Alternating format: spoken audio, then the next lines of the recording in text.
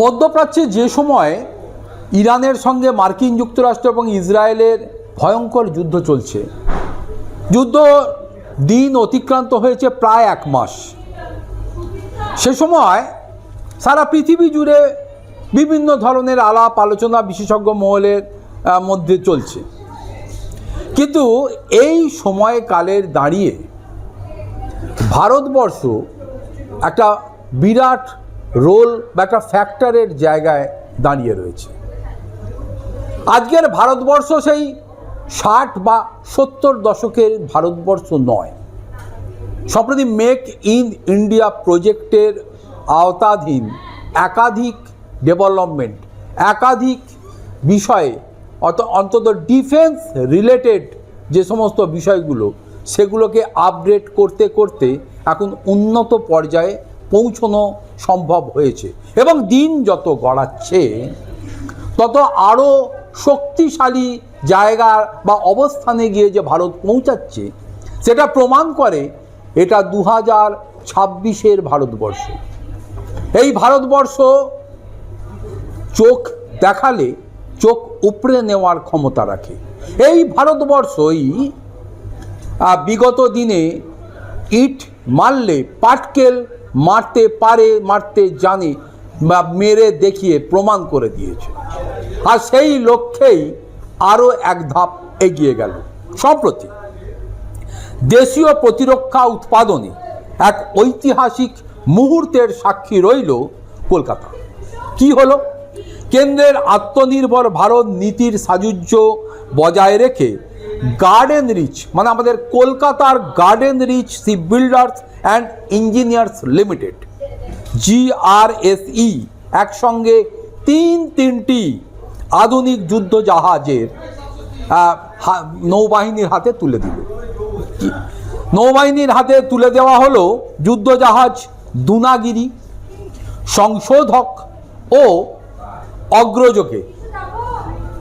তিনটি অত্যন্ত সুদক্ষ এবং উন্নত টেকনোলজি সম্পর্ক, মানে তাদের ভেতরে যে সমস্ত ইনবিল্ড করা হয়েছে উন্নত টেকনোলজি, তা কিন্তু আগামী দিনে বিশ্বের যে কোনো তাবড় দেশের বিরুদ্ধে একটা থ্রেট হয়ে দাঁড়াতে পারে। GRSEর ইতিহাসে এই প্রথম একসঙ্গে 3টি গুরুত্বপূর্ণ নৌ প্ল্যাটফর্ম হস্তান্তর করা হলো।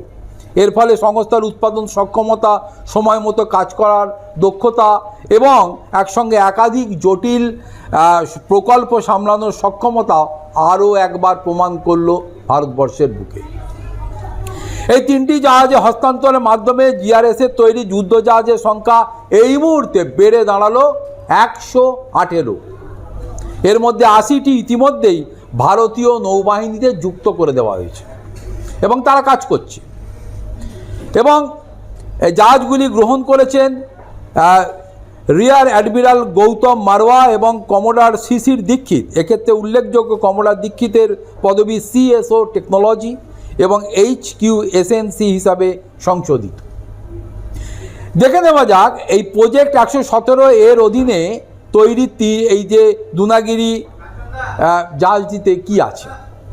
দুনাগিরি একটি অত্যাধুনিক গাইডেড মিসাইল ফ্রিগেট, শক্তিশালী অস্ত্র, আধুনিক রাডার ব্যবস্থায় সজ্জিত এই যুদ্ধজাহাজ আকাশ, জল ও জলের নিচ থেকে একই যোগে এই বিভিন্ন ধরনের অভিযান চালাতে সে সক্ষম। সংশোধক দ্বিতীয় জাহাজ, এটি হলো বড় আকারের সার্ভে ভেসেল যা সমুদ্রতল সমীক্ষা, উপকূল ও বন্দর সংক্রান্ত নকশা তৈরিতে গুরুত্বপূর্ণ ভূমিকা গ্রহণ করবে। শুধু তাই নয়, প্রয়োজনে এটি হাসপাতাল, জাহাজ বা প্রাকৃতিক দুর্যোগে উদ্ধারের কাজেও ব্যবহার করা যাবে। অর্থাৎ মাল্টি পারপাস, তার সার্ভিলেন্স থেকে শুরু করে তার টেকনোলজির ব্যবহার থেকে শুরু করে একাধিক বিষয়ে সে কাজ করতে সক্ষম। অগ্রজ, এটি একটি anti submarine warfare shallow water craft. উপকূলবর্তী এলাকায় শত্রুর সাবমেরিন শনাক্ত, আক্রমণের জন্য বিশেষভাবে তৈরি। এই জাহাজ রয়েছে দেশীয় প্রযুক্তির ব্যাপক ব্যবহার। বলা যেতে পারে সম্পূর্ণ দেশীয় প্রযুক্তিতে তৈরি হয়েছে এই অগ্রজ এবং সমুদ্রের তলায় সারফেস এরিয়ার কাছাকাছি যদি কোনো এই জাতীয় ডুবোজাহাজ বা সাবমেরিন কোনো শত্রুর কাছ থেকে আসে বা তাদের উপস্থিতি খুব সহজে ডিটেক্ট করতে পারে এবং তাকে ধ্বংস করার যা যা কিছু ব্যবস্থা সেটা গ্রহণ করতে পারে। এবং এই যুদ্ধজাহাজ ও টহল জাহাজ নির্মাণের কাজ করেছে, যার মধ্যে বেশ কয়েকটি বিদেশে রপ্তানির জন্যেও নির্ধারিত হচ্ছে। কলকাতা ঐতিহ্যবাহী জাহাজ নির্মাণ সংস্থা আবার দেখিয়ে দিল দেশের সমুদ্র সীমার সুরক্ষায় মেড ইন ইন্ডিয়া প্রযুক্তিরই ভবিষ্যতের পথ। অতএব শুধুমাত্র যে নিজের দেশকে সুরক্ষিত রাখা বা নিজের দেশের হয়ে কাউন্টার অ্যাটাক করা, তার জন্যেই যে জাহাজ এখানে নির্মাণ করা হচ্ছে এমনটা নয়। বিদেশে এই মুহূর্তে ভারতের উন্নত প্রযুক্তি সম্পন্ন একাধিক অস্ত্র শস্ত্র, এমনকি এই ধরনের ফ্রিগেট বা যুদ্ধ জাহাজের চাহিদাও যে ক্রমশ বাড়ছে এবং বিদেশের অন্যান্য রাষ্ট্র তারা চাইছে যে তাদের দেশে এই ধরনের যুদ্ধের অস্ত্রশস্ত্র এবং এই ধরনের ফ্রিগেট যাতে থাকে, তারা আরও সুরক্ষিত থাকবে। সেই কারণে তাদের চাহিদা পূরণ করতেও এই সক্ষমতা লাভ করা হচ্ছে।